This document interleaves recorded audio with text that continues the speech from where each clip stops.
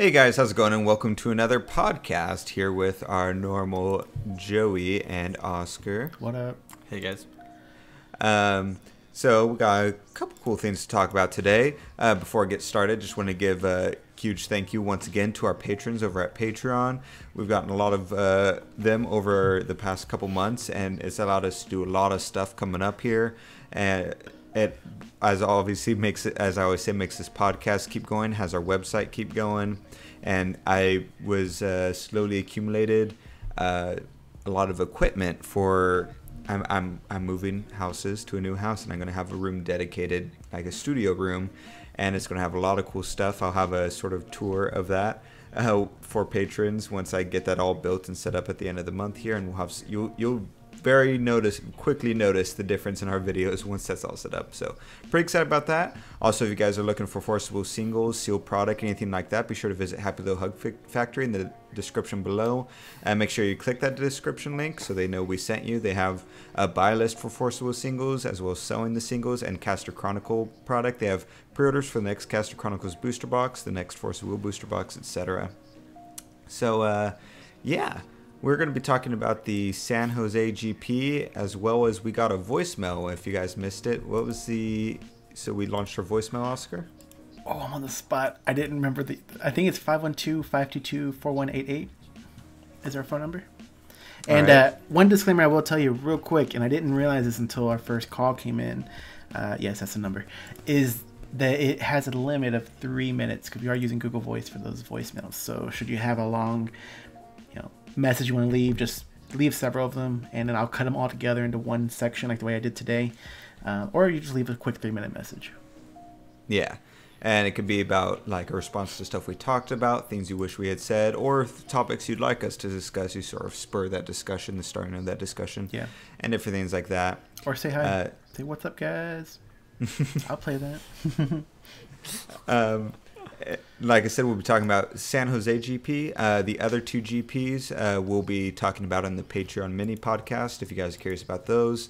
And if you guys just want to see the results of those GPs, just visit TCGScrubs.com and click on Top 8 lists and just click on the season, which is now. And it goes from oldest to newest, so you just scroll to the bottom and it has GP San Jose, GP Japan, and GP London. All three articles with the deck lists, ruler breakdowns, etc. One thing I will say about the London GP information is we only had 2 lists come in. It looks like people were trying to work with the shop to get the rest of the list in so we can update all the information. So if you go look for that, you're going to see 2 lists on there plus what the top 8 was. Unless we found out and updated the article. Correct. And this is, like I always say, this is the case for all GPs. As soon as the GP starts, we create a sort of blank article, so you guys have somewhere to click and go to on our website, and we'll live update as soon as information comes in, so you can just keep checking it throughout the day, usually on Saturday when the GP is happening, and by the end of the day, usually Saturday, it'll be updated with most of the information, depending on how the venue operates. Yeah, and most of the information is going to be updated from our phone, so the page will look a little janky, but we'll make it look a little bit nicer a little bit later. Usually by end of day Monday. Yeah, which I did to San Jose's top 8 list here. I made it look really nice. Which, Oscar, you spelled IMO wrong. Where is it? Because if it's where is it? I didn't type something out. Ruler breakdown. Colin put in. That might be. Maybe I was typing stuff on my phone, like Oscar mentioned. So it's very hard. If you're watching this on Tuesday, you will not see that anymore. I would have fixed it already. I'm fixing it right now. So we'll go ahead and start off. Do you want to talk about the GP or the other thing first? Let's go ahead and jump into GP. GP? Yeah, I don't think this will take too long because something I was looking at going through each of the lists that are on there for Scheherazade, with the exception of 2 cards in the main deck and some of the stones and the way they chose to run them, all of the lists are identical.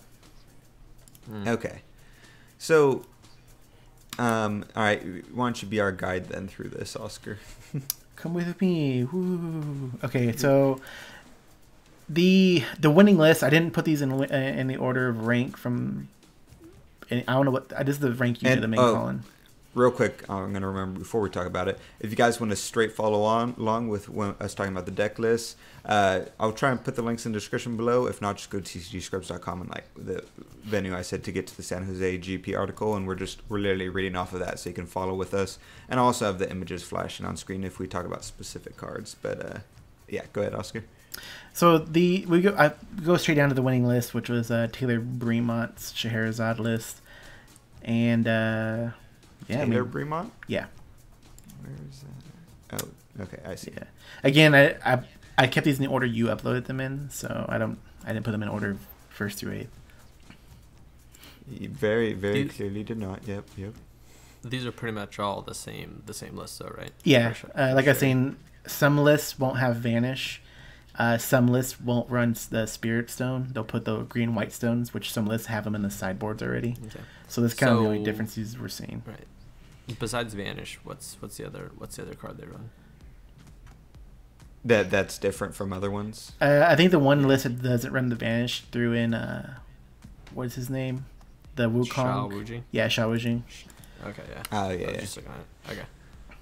Okay. So it's your pretty standard theme. Mm-hmm. Run themes like True Blade, Final Battle, Rune Story in the main deck, Lorite, Severing Winds, Farrer's Spell. Mm-hmm. Basically, what you can imagine is in there. So we had a couple topics about these types of things, though. So something I was thinking about when looking at these lists is like when I approached it, I was thinking Variant Effigy was really great. I expected at least 2 of them to be in the decks, and all these decks are running just the one. Whether it's not to make sure you don't draw it or somehow get it to discard, I don't know what their goal is with that.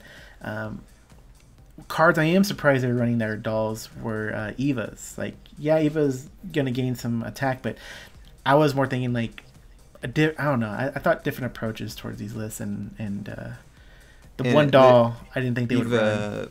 Eva gains 100 for each card revealed from your extra deck, so at best, it'd be a 2-cost 1,000, which isn't bad, especially with quick cast. Oh yeah. But it depends on how the deck's being run. And it just shows the difference between like, obviously our TCG Scrubs building mentality versus these guys who are going out and making top 8s. One doll I was really surprised on initially was the cleaning doll, because I didn't think it was that great. But then thinking about how this is their second week of GPs with Scheherazade's, I think that it's a great preparation in case people decide to main board Shackles of Ice. See, I guess because they're only running one clean doll, so I guess that makes sense. So it's a good way because you can search out the doll when you flip, so it's a good way to get rid of Shackles of Ice. Granted, you'd have to flip to search for it, so I guess just... Because it always felt like more of a sideboard card to me. It looks like they're running one in their sideboard to make it 2 if they want to, but it is weird to run the main deck because it's 3-cost 7/8 that destroys an edition, and this isn't... The format we are right now is not really edition heavy. It's maybe post rotation we might become edition heavy. Not edition heavy, but people will start more freely running editions. But in the current format, it's just not something we see often enough that I felt like you needed to main board cleaning doll. But it's interesting, I guess. Yeah. Interesting. Yeah. One last card, I forget his name, the soldier one. What was it called? Let me find it here. Patrolling doll. Patrolling doll. That one's a great card. When I was using the list the other day, I'm trying to remember his name. I can't believe I can't remember it right now. I see it every day. Patron, what's his name? Oh, David Brooks. When I was using his list and I ran it when we played, and then we went to go play locally, I modified it. This is one of the cards I threw in there. I threw 3 of it in there because I really like the way this card works. Yeah, no, because odds are you're going to have 2 legend revealed. And so it essentially allows you to have a 3-cost 11/11 with quick cast. Yeah. So that, or searching out with the flip effect. So I think that it's just a really good vanilla doll to run in there that, 3-cost 11/11 doll it's not too bad. Yeah. And that's kind of the piece. Oh, and we're going to talk about the Ginny thing. Yes. Whether or not that's a joke or not. So the card that people the running play sets of it is Yoda Ginny, which is a 3-cost 7/7. It's not a doll, it's a spirit. Yeah. It has Legend of 3, so you have to 3 cards to even get the first effect. When this card enters the field, your opponent discards a card, so they get to choose the cards to discard. Legend of 4, when it enters the field, your opponent loses 400 life. And Legend of 5, when this card enters the field, your opponent banishes a Resonator. So I could kind of see how it could be good, especially if you have a Legend of 5 and you flip your ruler, and so you're searching out stuff, and then you play this card after you've flipped your ruler or something like that, and have 5 extra deck cards revealed. What was he? 3 cost? 3 cost. What's the stats? 7/7. Okay. And you have to have a minimum of 3 cards revealed. The thing is, I guess it depends how. Maybe these cards are revealing extra decks cards super quickly, and they're just instantly using it because they are main decking things. I guess they're only main decking Rune Story. I guess they're not main decking the other ones. There's no reason to, I suppose. Because if you have the Rune Story in your extra deck and you're running Rune Story, you have ways to flip those cards over consistently and play them again. But still, having the Legend of 3 feels like a high prerequisite just to get an okay effect. Like, especially for the amount of spots, 4 spots it's taking up. It's just me. I feel like there's better cards you could run inside of there that could take up that spot. There's not a lot of green cards that can, like, I think you're not looking at it like late in the game enough. Like, you know, this is like a pure control deck. But running a play set of it? Yeah, like the amount of card advantage and swing that it gives you, it's literally one card with the body, with destruction, with hand destruction. Like nothing else in the game right now gives you that kind of pull, I guess. Like nothing discards a card and destroys something right now.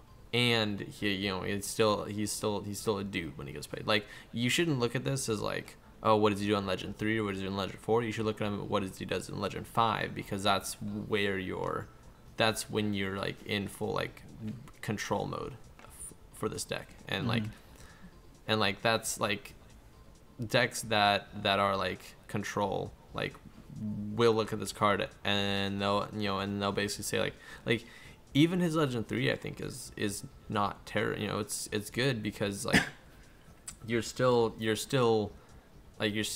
giving you card advantage when you play it, and it's on a body. So, but I mean, but with the banish as a resonator, it just becomes like really, really good. Like, I don't know. I feel like it'd just be better to run other cards or even more dolls, especially like effigies, and especially if you're trying to get a Legend of 5 before playing this card. Why not get a Legend of 5 and then flip your ruler and get a bunch of effigies out there instead? Because those are more game-winning effects, where this is, like you said, more control, and you already have control out the butt with things like your entire extra deck. He's running Rune Stories, you have your Final Banos, your True Blades, your Lorites. You literally have everything you need, so this just feels like something you wouldn't necessarily have to have. The thing is, like you are technically low on like card destruction. Like, there's the only way to get past like a barrier resonator is Rune Story and the final battle technically. But so this is just or extra, splashing, like it's just extra removal, or splashing yellow like this guy does in the side deck and running the card that prevents something from being destroyed, but then it flips over and you could have your opponent banish 2 resonators for 3 cost. I feel like that's better because you get stop something from being destroyed, and for the same 3 cost you have your opponent banish 2 resonators, which in my opinion is I know which card you're talking about. Better than just having a vanilla body that, yeah, you banish a resonator and you get 2 decent effects, but I think it's better to banish 2 resonators at the end of the day, because especially a lot of times if they have 2 resonators and one's like a Sacred Elf or a Tama or something easy to banish, forcing them to banish 2 resonators is better. Flourishing Hope, right? Flourishing Hope and something Despair or something like that. I mean, I think that's just different like I agree. Like, I think Flourishing Hope is really good. I think it's just they just do different things. Like, Flourishing Hope you don't get a dude from it, and I think that's the main issue. Yeah. Like, the guy attached to it, like those effects are both good. Like, they're both really, really good. So, like, it wouldn't be worth playing that, like, alone. But with the 7/7, like, it becomes, like, a really, really, like, the card advantage you gain from it is too good to pass up. Okay. Although, I also agree that the card advantage you get from Flourish Cope is super good, too. Yeah. Is it, sorry to jump in, is it a surprise that they're only running the, oh god, I was just looking at that card. The Thought Control and the sideboard? Like, not main boarding? I feel like that would be something main board. Taylor's was. I don't know. I guess it could be, like, set aside, like, maybe they're mainly concerned with things like specific cards like Rachel and stuff like that, so it's one of those scenes where, like, if they surprise you with Rachel or something like that, then you side deck into it to control them. Otherwise, you don't really need Thought Control because you have control on your own. Like, you guys really, I think I had mentioned this a while ago, of, like, either I ran something that wasn't Thought Control or I didn't run Thought Control, and you guys said I should run it, and I said I felt it was better to wait for you to play the card and then just cancel it or destroy it or something like that, and I felt like I got a better advantage out of that than just controlling your hand. So it feels like it might be that same thought process by running a play set of True Blades, Final Battles, Rune Stories, Lorites, the Evil Dijin, all these, and then the Severin Winds, obviously Fair Spell and Vanishes. Like, they're able to cancel stuff, and stuff they can't cancel, they can destroy once it hits the field, and it's better to have you spend all your will and then get rid of what you spent your will on than to get rid of the card you would have spent your will on so you have something else to spend your will on, if that makes sense. Yeah. Mm-hmm. With the exception of Rachel, because Rachel, with the exception of canceling it, they get everything they want out of Rachel. Yeah. Well, and yeah, sorry, go, Oscar. No, I was gonna say something I'll give credit to is Joey for saying how great Thought Control was, and I doubted him, and I actually really like it. It's like the thing about Thought Control and that the reason, Colin, I think that I personally think that it's better, is because of the information that you get when you play it, like and being able to know their hand and know what their next like 3 to 4 turns are gonna look like. It's like incredibly valuable. Obviously, these guys don't play it because I don't think it matters.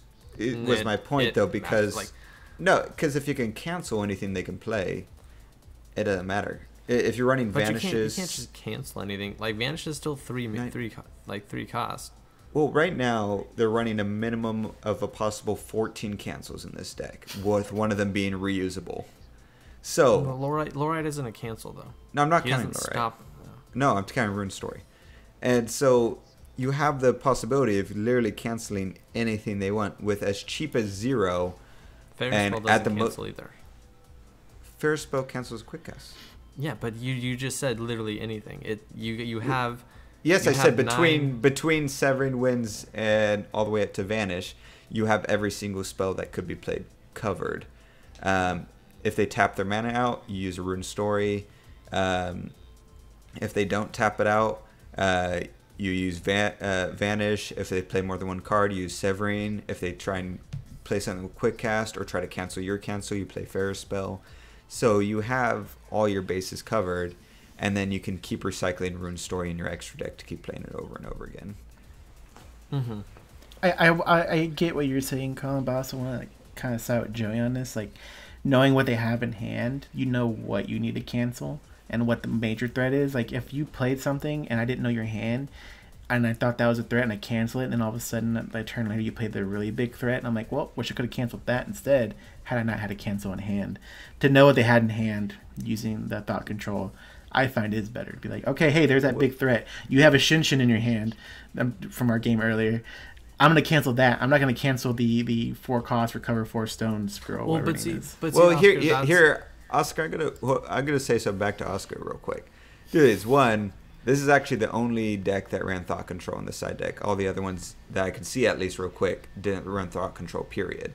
And using your words from earlier today, Oscar, these guys did top 8, so obviously they know something. When Oscar was talking about Evil Ginny, and I was like, I still don't understand that, and he said, well, they topped, so obviously it must work fine. And so I'm going to say anything about Thought Control. I think, knowing what they have in their hand is nice, but I think, in the same way that I think Evil Dijin could be replaced with something better, I think that's their thought process is, Thought Control is nice, but they could replace it and run. Maybe that's what they use to justify either running more Djinns or running more Rune Stories to better control stuff after it's been played, which I still feel that's the better advantage, unless you're running multiple things and actually full on controlling your hand. Just having knowledge of their hand, I don't think is as good as controlling their hand, like Oscar used to do with Dark Alice, where you'd run a bunch of Nameless Miss and Scorn Dark Alice and stuff. You are still controlling their hand because you're still discarding from that hand. It's not just the knowledge. It's consistent like, control. I'm saying consistent. Unless you're doing consistent control, it's not consistent. Like, yes, those are all good cancels, but like Rune Story still, like, if you pay one more, you still get to play the card. Like Severing Winds, you can still play cards for the first one, and Ferris Spell doesn't cancel Resonators. Like, I agree that like there's like here's the thing you're forgetting, cancels, Joey. like, Joey, Ferris Spell cancels all Doll Resonators against mirror matches. Yeah, I'm not talking about mirror matches. But I'm just saying, Sherry's the big one. They're worried about mirror matches. Ferris Spell is actually really good against the mirror match of, as we saw from every GP we've seen so far, the main deck you're probably going to see. Mm-hmm. Mm-hmm. I'm just saying, like the Lumia deck's also running 3 thought controls, so like to counter the whole they know what they're doing. Like it's just different deck ideas and different things. But Lumia has a reason to do that because they're all enter effects, so they want to get rid of your Lorites, for example. They need to get rid of stuff like Lorite or Keezy's Call, different things like that. So they want the diversity of being able to choose what they want that Nameless Mist and Scorn doesn't give. Of being able to grab multiple cards that might cancel Lumia, the main crux of Lumia's deck. Scheherazade doesn't have that problem. Sherry can do whatever the heck it wants. Yeah. On the other hand, though, Oscar, I think Thought Control is good. I'm not arguing with that. Thought Control is bad. I'm just saying inside of a Sherry deck, I don't think it's as necessary. And I kind of do agree with you. I think just because of the access she has to like free Rune Stories for every single turn.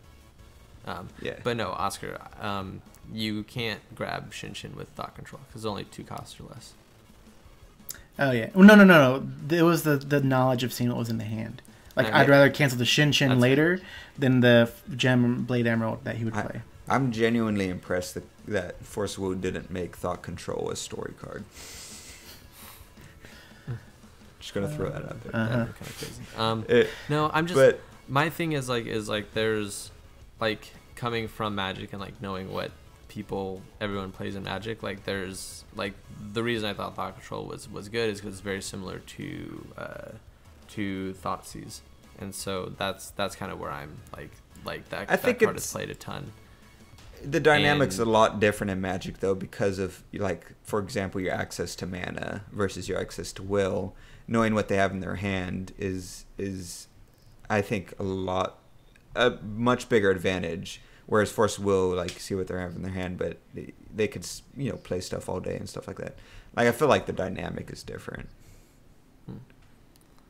I mean, it's still good to have. Like that's why even though it wasn't ran a whole lot, the 2-cost Resonator that has a 0-cost look at your opponent's hand is still a decent card because of that continuously being able to just always have that one's better than Thought Control if you just want information because you can consistently do that every single turn. Yeah.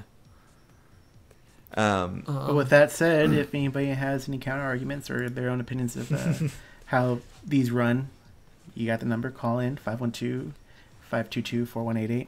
I know Brandon said he listens to this, and I'm assuming he is related to Taylor here, given their last name. So, Brandon, if you're listening, maybe you totally not. He's just like could call. I know, right? They're not even related at all. They just went to the same GP by chance, and then happened to look alike, and also happened to top. Yeah, but if either one of y'all want to call in and give y'all's reasoning behind it, that'd be great. So, I did find it interesting that like I actually didn't even think about running Shackles of Ice to counter Sherry, like, and I think only the Lumia list is running it in these.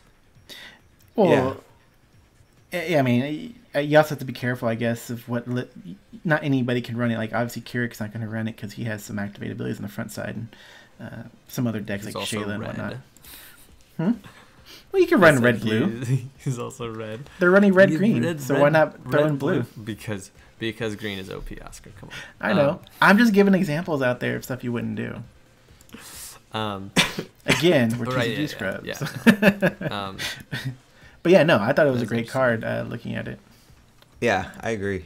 I think I'm surprised, like you said, more people don't run it. I mean, I guess it's obvious people don't run it. Like you said, it's a green format, and none of the main rulers are blue. So in order to run blue, you'd have to run. I'm looking. Yeah. Sorry. Well, let's say you're gonna have to do what this guy did, which was run one blue card. Yeah, that's exactly what I was looking at. Is if you have one blue card and one magic stone, that creates blue. I'm pretty sure. No, none of them create blue. No, but blasting waves creates blue. Get out of here. It's green red, Joey. Yeah, Joey. Blasting waves. Yeah, he has green red, black white, 4 black greens, and 4 green whites. But his Kaguya's Moomy Butterfly pulls it out. Joey's like, oh shit. Oh yeah, it is. Well, blasting waves sounds. It shouldn't have the name waves in it if it doesn't give blue. Stupid blasting waves. No, it's good. And like I'd mentioned this to Oscar earlier, that it's unfortunate that thing, because we have Kiriks in the top 8 that are like actual Kirik decks. It's not like, hey, it's Prisha, but with the Kirik as a ruler. It's like legit Kirik decks, with the exception of green, because they have to run green. If you don't run green, you can't. It just won't do well. So you're not able to go full Kirik, and it's actually inhibiting how good the deck can do, in my opinion, because it's being forced to run green in order to counter stuff and do things like that and be viable. The deck would run smoother and better if it didn't have to run green. If it could run mono red, or I think red blue would be really strong inside of a Kirik deck. But the problem is it has to run green, because it technically makes it run better in the sense that it becomes viable, but I don't think it makes the deck as synergetic and as viable as it could be, because it has to run specific cards. You know what I'm saying? I think there are definitely some downsides to running the green in it, but there's also some like huge upsides, like you get access to, oh my gosh, to Sylvia, who's like in my opinion like the best aggro card we have right now, or like one of the best. I don't know if like there's definitely Pig is super good and Piali is super good too, I think. But yeah, like I have to agree, like if you didn't have that, like the Severing Winds and Fair Spell and stuff, I don't know exactly which cancels they run, but like you definitely are slowing yourself down when you're running those. Like you aren't using them to deal damage. You're using them to stop stuff. That's my main point, is those other ones, because obviously green has been a part of red, especially in things like Sylvia, is a big part of it. But it was never green to run the cancels. It was green to run, hey, this stuff that buffs Sylvia, or running Prisha and buffing Prisha with red cards and doing all this. It contributed to the aggro. It didn't slow down your deck because you had to have open will to cancel stuff, or trying to combo stuff to cancel stuff, or counter things and stuff like that. If you get your stuff canceled, you got canceled and you kept playing and being super aggro. But the problem is you can't, if you physically can't play unless you can counter their counters and stuff like that, which is because of the sheer amount there is. Yeah, I do agree. Like an aggro deck like Kirik shouldn't be running cancels. Like it's just not something that you like. That just feels bad. Oscar wanted to talk about the fact that there was a fox in top 8. Yeah, I want to talk about that too. Yeah, my point was the surprise after everybody thought it kind of fell off after it lost the 2 support cards it had, Griffin and the other guy, the dead guy. Which it did fall off. Yeah, it did fall off hard, but it didn't fall off completely. Like we're seeing a couple of different places that have had at least one in the top 8. It's like one of those scenes where like it like Dead. What? Yeah. You can still run a Demonic Dead. Oh, okay. Is it just going to Wander or what? I thought it was going somewhere. Yeah. I think it's Wander, yeah. My bad. But it's one of the scenes where it's like in like a TV show, like, oh, it's like got pushed off the cliff, and they're like, oh, it's dead, and then like it comes back, they're like, oh shit, you're alive, but he's got like his back broken and stuff. He's like, I'm here. And it's like, yeah, I guess you're here. But I mean, we had one in this one. I know London had 2 in the top 8. So yeah, no, it's because it's still a good. We got a lot of cards that help with it. Like it's running things like miscalculation, obviously Severing Winds. It's running the invert card, which is when a Resonator goes to your graveyard, you can pay 1 and draw a card. So obviously inside of Fox deck, that's very consistent. And then when you Judgment, that card flips over and you gain a stone and something else that I forget.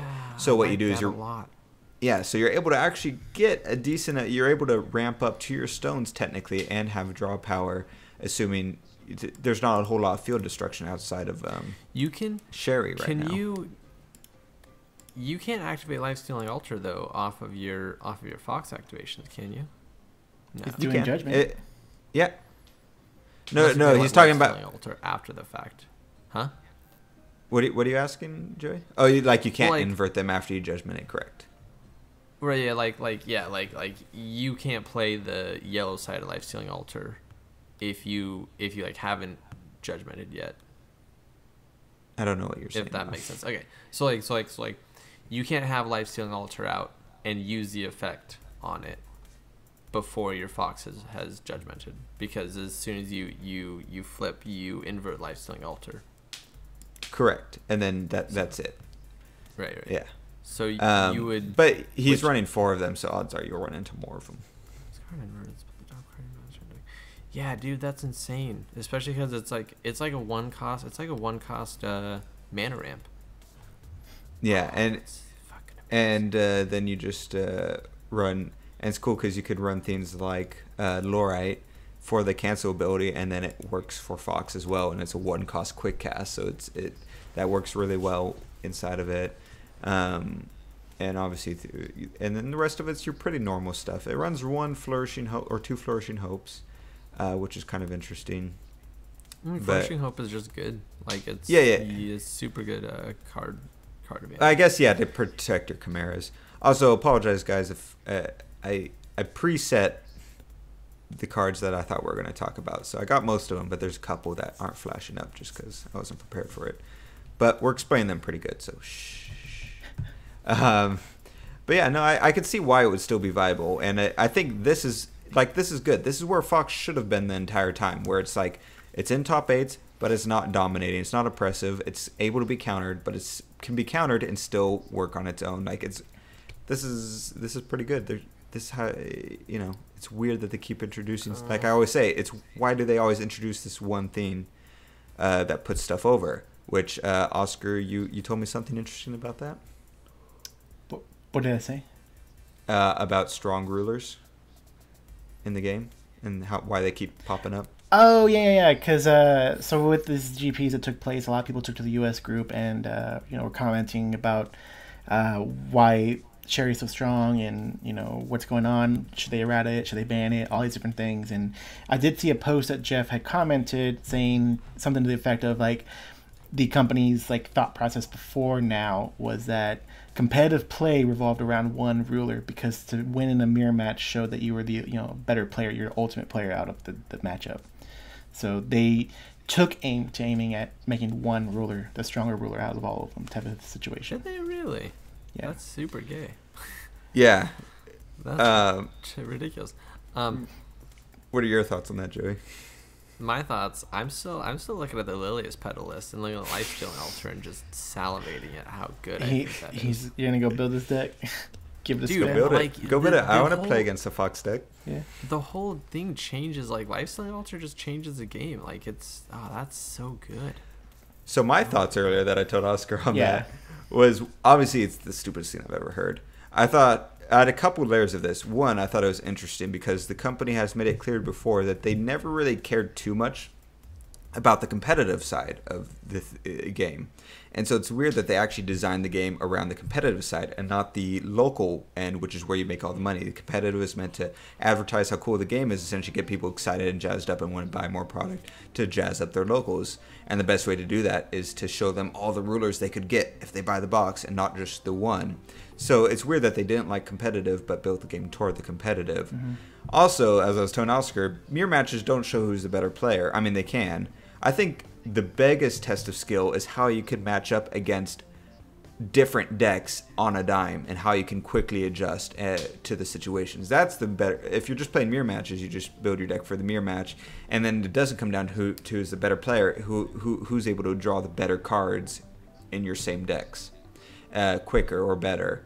And that's a lot of times, obviously, you know, better player might come out on top, but if they're both the same skill level, or you could even have someone who's not as good of a skill level but who has God Hand and the other person gets screwed over, like Victor Harris did. He was messaging me at the GP. He got super screwed over in the top 8 rounds on Sunday just by a bad hand draw and stuff. So mirror matches don't determine who's better. It just determines who's luckier and kind of who's better. I think it's more skillful to play against random decks than mirror matches. I think it's like 60-40 or like 70-30 on like, hey, like, yeah, it's 30% skill and it shows like you're 30% better than this guy, but it's also 70% luck, or, you know, 70% like, because there's definitely 20% concentrated power of will. I was thinking that too.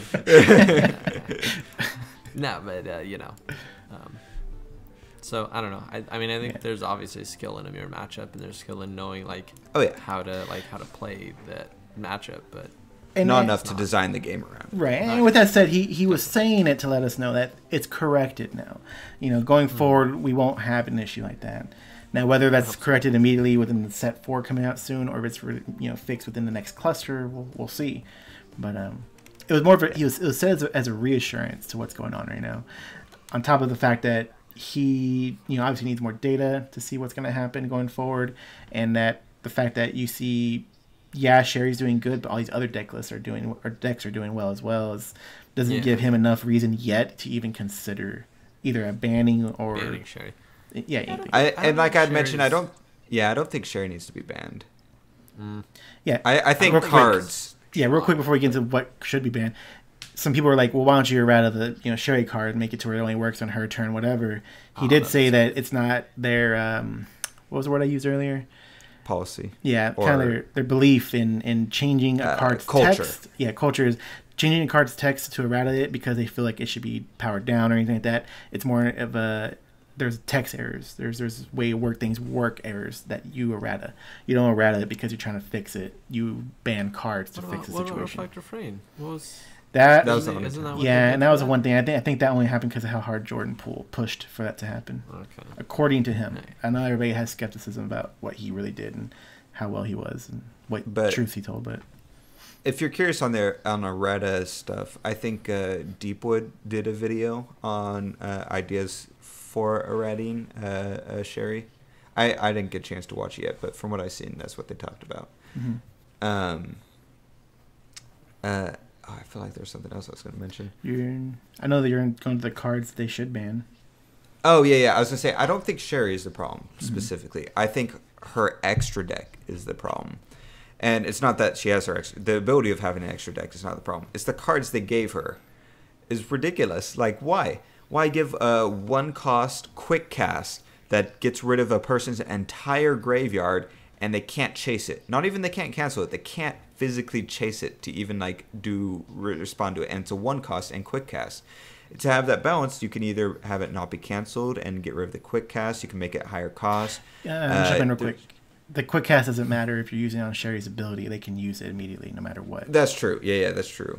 But it's seen in other decks, or I guess not other top 8 decks. But but right now, in reference to the extra deck needing to be fixed.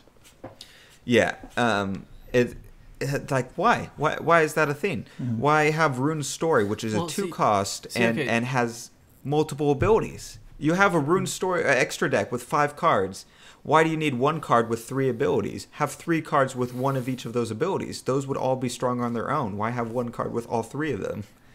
the thing was, Colin, and like it makes a small amount of sense. Like Rune Story was obviously like her, like it was her like 2-cost like special thing that she was it's basically like her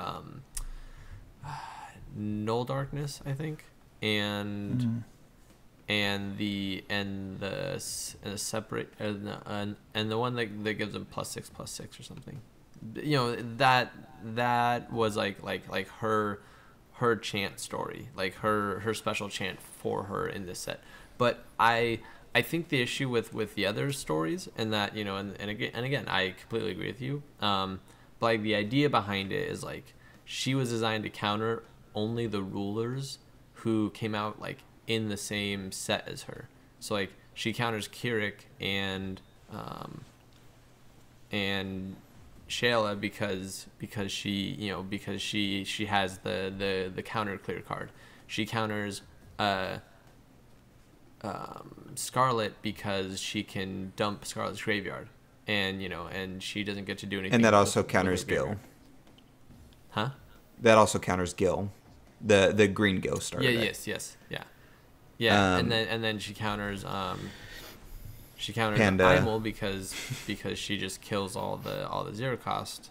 Which cards, indirectly also counters stuff like Fair and stuff. Right, exactly. It's just they made these counters, I think, without thinking how good it just counters everything else, like anything else regular in the game. Like yeah, it's very very frustrating. Like I think the 1-cost and below build like killing ability is like, it's like you gave her like board clear and like token clear when I don't think that was the intention, in my opinion. Mm-hmm. Yeah, that's well, that's probably the intention, and they just, I don't know, didn't think about it. But yeah, so but my opinion is just they need to ban story cards, or they could be like, oh, that was a typo, wasn't meant to have be a story chant. They could totally get away with that.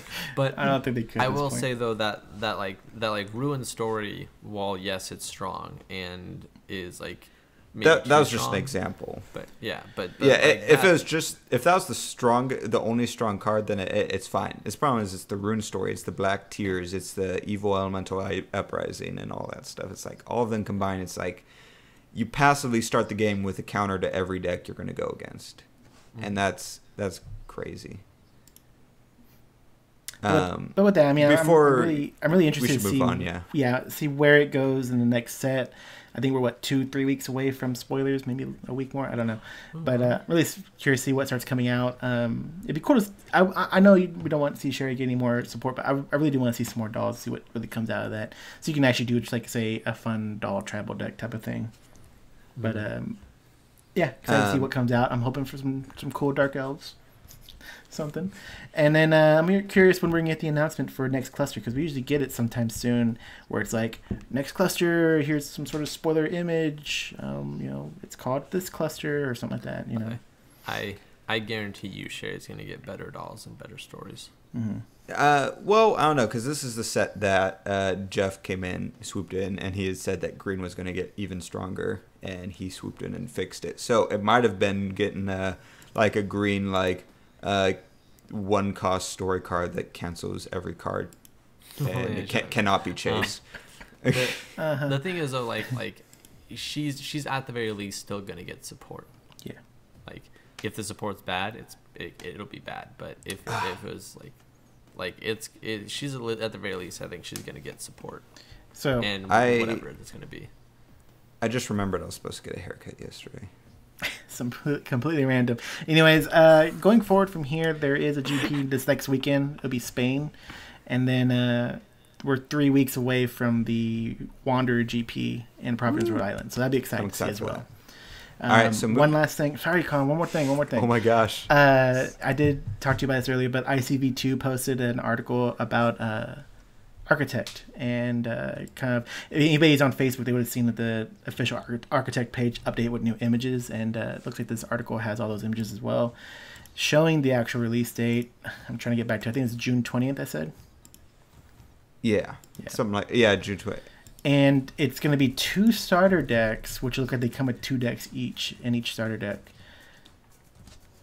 So that'll be interesting. I'll go over the details of that in the news tomorrow if you guys are curious about Architects. I'm pretty excited for it.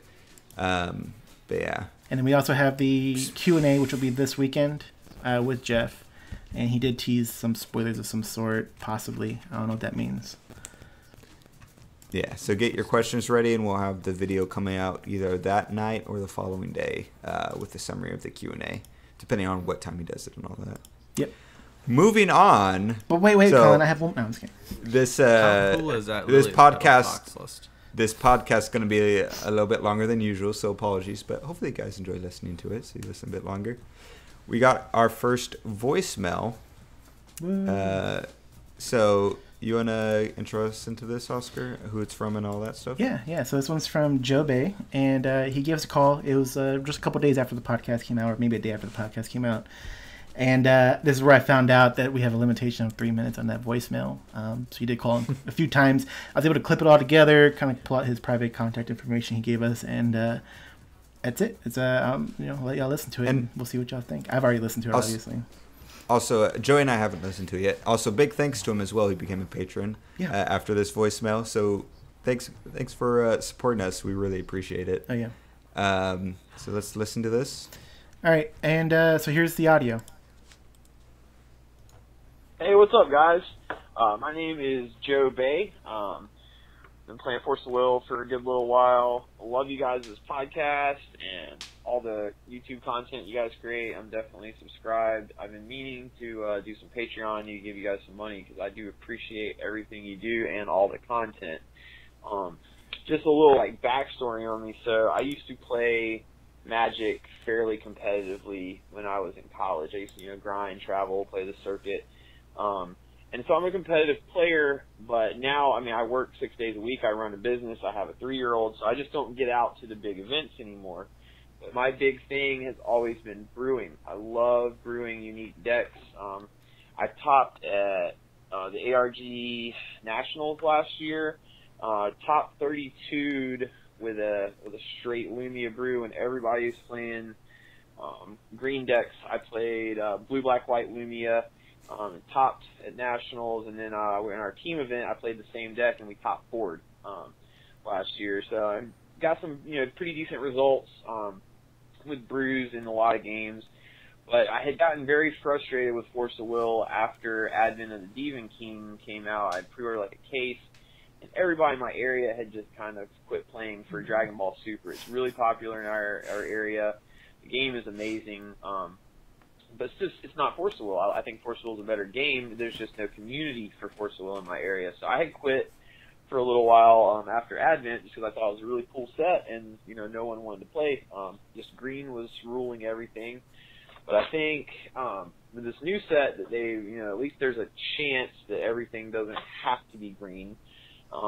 Predominantly at least. You can play Keurig. You have to, you were talking about the red-green Keurig decks. Slashing green for the counter spells and stuff. But anyways, one of the big things that brought me back is I love the game. I love the cards. I love the mechanics, the gameplay. Coming from Magic as a competitive player where mana screw, flood, or too few lands is a real thing that happens, and it is very unpleasant. When you're a competitive player, you drive, hours and hours to go play, thousands of dollars on the line, and you lose to your deck, not your play skill. So I really have enjoyed that about Force. But one of the other things that brought me back to the game was you guys' show. And I just wanted to tell you guys, thank you. I heard you mention, I was going to get a lot of, hate mail and stuff. And I had called J-Ruler, actually met them in Ohio at a GP last year. And at first I thought that the phone, I asked him, I was like, is the phone number a prank thing? But I hope you guys don't get a lot of, shitty calls and people giving you shit. But you guys are doing a great job. I think you're one of the only, content producers out there for Force of Will anymore. Even though I had dropped the game and, I quit Force of Will, I didn't sell my cards. I sold just a couple of Ubers, I had Uber Lumia and some other stuff, some high value stuff I sold. But I kept the bulk of my collection.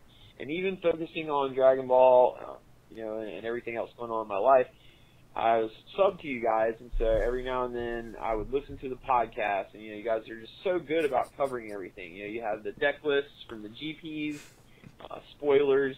So just here and there, I would always listen to you guys' weekly podcast because I enjoy it. It's funny. I just enjoy listening to you guys. Real quick. We're funny. We did it. Somebody think we're funny. That was the one thing coming into this is like, I don't know if people appreciate our humor. It's a very, very specific type of humor. I think Joey, are you here? Yes. Okay. I think our taking shots at each other is where it's at, because even Frank has commented on that. Joey, you want to tell what Joey did to Frank earlier? Oh man, Joey wants to fight for Frank Closser. For those who are not 100% familiar, Joey, we play Epic Stories and we talk about it a lot, and so there's some rules that kind of work differently for certain rulers. It gets into detail, but I was clarifying with Frank, and Joey wants to run Inheritance, where Gloria is running every single color since they can run all the Inheritance. Blah blah blah. Joey was like, I'm gonna fight Frank. Where's you live? Let me know. And Frank's like, because Frank said bring it on. All the Inheritance cards. And then he messaged earlier that he's getting ready to buy his flight tickets and he's going to start bulking up. Oh my god! But apparently not enough flight tickets to make it to San Jose GP. Oh. There could have been 32 players there, Joey, not 31. Yeah, the last time you attended a GP or a competition that small, you topped. You won first place. So it would have been worth it. It was not that small. It was. I mean, it was smaller, but I don't think so. Yeah, we had like 20 players. It was an ARG. But no, that's really awesome. That he likes the podcast because it's probably one of my favorite things that we do is the podcast. And so hear that helped him out with playing and all that stuff is really awesome to hear. I like hearing like good things about us. I know it's like oh no, like when I as this was playing, I was like, I hope nobody thinks we're just like stroking our ego by playing these recordings talking great about us. But I don't know. Okay. Yeah, it's great. Also, on his comment about like Dragon Ball Super, Dragon Ball Super is doing like really great right now. I know like there's a conversation earlier, for those who are familiar with Matt Cosmore and Six Ages Gaming, where he was surprised that there was GPs existing in Force of Will that were outnumbering the GPs existing in Final Fantasy. I think there was a Final Fantasy GP that had like 50 to 70 people in it, and then we've had some that have 80 plus in it. Granted, there's some with 30 and whatnot.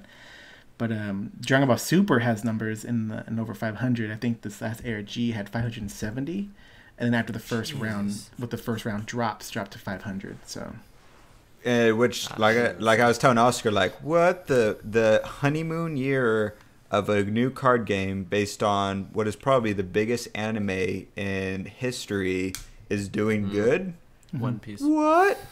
Better. No, Dragon Ball has way more viewers by far, especially in the US. I think One Piece has more. No, One Piece has way more viewers. Yeah. No, not in the US. No. One Piece. Anyways, has more in it too. A good example is I've never watched One Piece, and I've watched almost all of Dragon Ball Z. Yeah. Well, it's because you're uncultured. And Oscar doesn't watch anime. And Dragon Ball appeals to the non-anime crowd. Yeah, and I feel like a lot of the people were around for like. They also have the video game that helped pull people in. Yeah, that just came out. So there's a lot pulling for it. That's a good point. Anyways, so if it wasn't, it would mean that they messed up their game as bad as Final Fantasy did. I mean, they already announced no cash prizing. Yeah, we'll see. I don't think Dragon Ball is going to hold these numbers but I'm not going to get into that. But I think this is like the honeymoon area. Final Fantasy, like I told Oscar, is like. I won't get into this too much, but it's just funny because Final Fantasy, literally the game known for its visuals, created some of the worst visuals I've ever seen in a card game. All they had to do was not make a shitty card game or make a shitty card game with good visuals. Either of those, and they failed. I don't understand. And we're not complaining about the gameplay because we don't know how to play it, but just art that went into it and the design of it. So because I was looking into it, I was going to buy a starter deck, and then I saw the art, and I was like, no, I can't. I've just even if it's great gameplay, that the art. And I get the idea behind it. Like, they want not even art. certain cards, certain colors introduce certain games. So, like, the ones that came out on, like, 3DSs and Game Boys are on there. So you have the pixel art, and then you have the actual video game. So I get where they're trying to go with it, but they should have approached it completely differently. No, someone was like, what if we did this approach? And then the CEO is like, oh my God, I just got the biggest hard on because that's going to be like the cheapest thing ever. And we could play it off like, oh no, we did this because, nostalgia or some shit. Okay. But it's really because they could just copy and paste shitty models. All right, back into it. And we're going to hit play. All right. On about random shit too, because that sounds like, me and my buddies just randomly going on. But the content is great. It keeps me up to date on everything, even when I don't have the time to sit down and spend 2 hours researching what are the top decks right now, what are the best cards, what are people running, what is the meta like. I was able to still keep a really good idea of what was going on in the game, just from listening to you guys' shows and stuff. So keep it up, keep the content coming. I think you guys will do well. I wish more people, were supporting the game right now, because I think it is the best trading card game. It's the best system. It does reward skilled play. It's a great game. It's just the community in some areas has let it die, and that's a big thing. I know you guys have talked about, and J Ruler mentioned the same thing. But people can't bitch about a game dying when they're not supporting it. You're not going in the stores and playing the tournaments, buying singles. You can't expect that store owner to want to keep supporting a game that's doing nothing but taking up his shelf space and losing him money. So I hate that about the community, that it's but I feel like the company has done some really good things. That I was at I actually chose instead of going to the Atlanta GP to go play a Dragon Ball Super Regional in Richmond, and there was an ARG Force of Will event there as well, and I believe the owner of Force of Will came up there. I actually got to talk to him, spend a few minutes, telling him how much I loved his game, and sadly I was, there playing Dragon Ball because of problems in the game like, Prisia and all the other mess we dealt with. I came into the game around when Fox had just came out, like right before Vengulf 3. So, I wasn't around for like Refrain, but plenty of broken green cards have pushed everything, cool that I brewed up out the door, in the competitive scene. But anyway, so I've seen, the mistakes that have gone in the game, and I really do think the company's doing some good things, and I hope the game will start picking up more again. Couple things real quick. As, like I said, my big thing is brewing. So I heard one thing you guys mentioned in the video where Joey was looking at the Keurig list and talking about how, it's sad that these are aggro lists, but we're still having to splash green cards to stay competitive. I actually have a red-black Keurig list that is very, very good. It has been absolutely destroying almost everything we have put it up against. In our small little group, I've gotten a few other people back playing the game in my area. But it is amazing. Basically, you're real quick. Yeah. If you're listening to this, either send that list to us so we can do a gameplay video with it, or if you know how to use Lackey, since you're in the Patreon tier for it, we'll do a film gameplay with it, because that sounds super cool. A red-black Keurig. I'm already really excited about it. And he gave us his contact information in there. I cut it out already, but for us to get on. Okay. Yeah. So that'd be cool to see. Oh, yeah. That was it. Get back. The cancels with hand disruption, which is not as effective in some decks, but in an aggro deck, all you need to do is buy time to deal the damage. So I have a really cool list. It actually does run the dragon you guys were talking about, Flying Dragon and Mountain Hell card's great. I play Faith in Darkness also as like a mini tutor for the dragons and Piggy.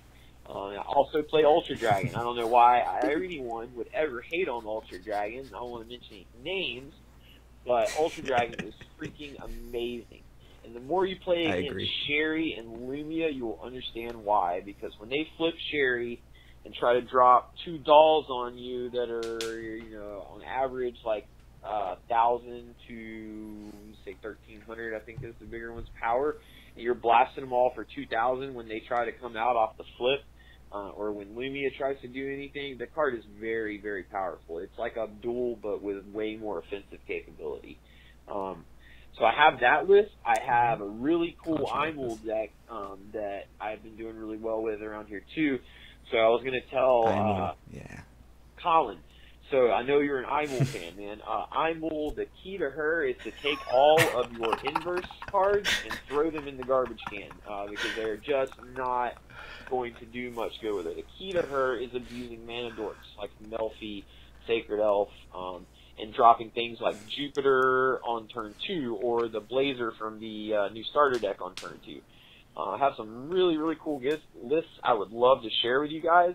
If you want to get back in touch with me, just shoot me an email or something, and I get you guys the list.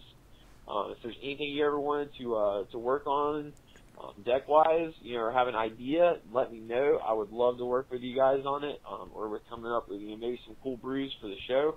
I love brewing. My approach to trading card games, it's been fairly successful with me.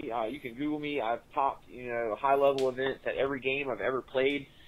Force of Will, Magic the Gathering, Dragon Ball, is not to play the meta deck. My approach has always been to try and beat the meta by coming up with decks that are, kind of specifically built to destroy that meta. I found myself in a lot of top 8s over the years. Where 6 or 7 of the decks in the top 8 are, the meta deck, and I win a lot of those events when you have a deck that's specifically designed to beat them. I like to think outside the box. I do understand that green is by far the most powerful color in this game, but I do think that there is room in the competitive scene to play a non-green deck, at least now. And that you don't certainly have to focus green for every deck. Like with my Imul deck, it's certainly heavily green-based, but that's because I feel like her ability is very good with the green mana dorks. But long story short, anytime you guys want to work on anything, please let me know. Any ideas that you guys are having trouble with, or if you wanted to see some of the lists I have, like the Red Black Keurig or Imul. I have a really cool IU list too. She's kind of being pushed out of the meta a little bit, but just would love to give back to you guys in any ways I can, because you've been a really cool tool for me to stay in touch with the game, a game I love, and I appreciate that. So just let me know what I can do to keep you guys going. I'm definitely going to get you some doll hairs on Patreon to help keep things going. I know nothing you do is free, so I hope you guys are the best. I hope more people sub and more people donate, keep the channel going, and please get back in touch with me. Like I said, I would love to share some lists with you guys. I don't get to go out to as many big events as I would like anymore, especially with this new crazy scheduling with shitty, limited events, draft and field, and Rhode Island being Wonder. I may go to that.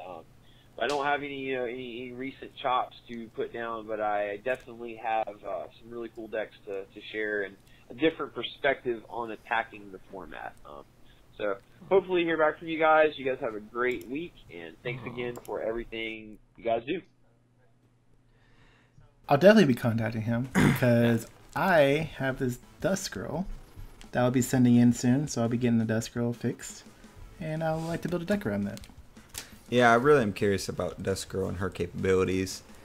But yeah, I agree. I think that non-meta decks are the way to go a lot of the time. I think the problem with Force of Will, especially with how small the community is and how even smaller the competitive community is, that people just do the safe route and do the top tier deck at the time and are just to guarantee their top 8 or their invite and stuff like that, which is fine, but you don't have those high level players brewing these Waylord decks that are gonna come in and surprise people and take it in. And I think like I keep mentioning, like stuff like, I still think to this day that things like Ancient Magic counter decks are super strong. I think people are overlooking stuff like that. I think my Panda deck that I'm still refining almost got really close at our locals to beating a Sherry deck. I won one game, lost the other two, partially with misplays and stuff like that. But it's consistently winning a lot of other games and stuff, and it's starting to fire off really well. Even if you cancel it or wipe the field and stuff like that, it's able to bounce back pretty easily. And same with the IMO deck is almost there. Even with my flippy cards that I'm going to keep, thank you very much. No, man, those are trash. I agree. I'll let you try out the non-flippy IMO and we'll go against flippy IMO and we'll see how it goes. Let's do that. So we'll contact him to get those lists. But I agree. I think not only is different decks have potential to easily wipe out these high tier decks that people are running, since a lot of people are running them, but they're just more fun in my opinion. Especially these cancel decks. They're no fun to run. It's like when people were running Prisha. That literally just said that they had zero fun running her. They just wanted to top 8, so they ran her and stuff like that. So I always think fun and locals are my top priority. But I think out of that we can get some top tier decks. So I agree with that. Yeah. Joey? I like the idea of like brewing like crazy stuff and coming up with like an off deck that like beats all the on decks. I mean, I'm the guy who like got first in ARG because I decided to like do a cheesy zero bullshit deck that just like came out of nowhere and did it. But so like I love the idea of it, and like I'd love to see like that red black Keurig list. I'd like to see like a lot of like aggro stuff that come out from like left field and be like, oh man, everybody is playing control. Everybody is like they're so invested in this, and like control is so good right now. Well, here's a fucking Keurig list out of nowhere, or like here's like a somehow like null bullshit like Scarlet list that just like tears people new ones, and it's like that'd be so freaking cool. And so yeah. So, I mean, I would love to see those like rogue decks, and it's definitely more fun for me too. Like, yeah. Well, I'm hoping we see more. Any last thoughts, guys? Like the Lilia's Petal list was the Fox list was like out of left field. Like you guys have to like, yeah, sure. Oh, Fox used to be good, and so like when people hear like, oh, a Fox list top 8, it's like, oh well, it's still a Fox. But like that is legitimately it is. People are pretty hyped on it. It is a rogue deck that's coming out of nowhere and like just upending, like the top 8. Like, yeah, maybe it didn't get first, but maybe with a little couple tweaks, like I don't know, adding shackles or whatever, or just other good stuff, like it could definitely get there. I think people were hyped on it because it premiered last weekend, or I think it was, or the weekend before. Was that the same list though? Yeah. Well, I don't know if it's the same exact list, but what I'm getting at is your usual Fox was either green, black, with either red or with blue, and this was white. So when people saw that it was running white, people's interest peaked. And that's when people were wanting to see the list. And it premiered on DMO73's channel for anybody who want to go see it in action being played. And then it appeared at this GP as well, which was streamed, so you can find the gameplay at ARG's like Circuit Series page. Yeah, I should probably watch that to see if it's the same list, because I think that edition card is genius. It just changes the whole way you play Fox. Yeah, go build it. Do it, and we'll play. Maybe I will. All right. I think that is time. So once again, thanks for the call in. Thanks you guys for listening. If you're still here, I don't know, say something. But what's something they could say below, Oscar? Throw your inverts cards in trash. That's what they'll say. Okay. Yeah. Say that. Something to that effect. And I'll go downvote all of them. I'll downvote them all. I'm gonna heart them all. Pin the first one. I'll unheart them. I have access to the account. And I'll just fix it in your sleep. All right. Thanks, guys, for listening, and we'll see you guys next week. Bye.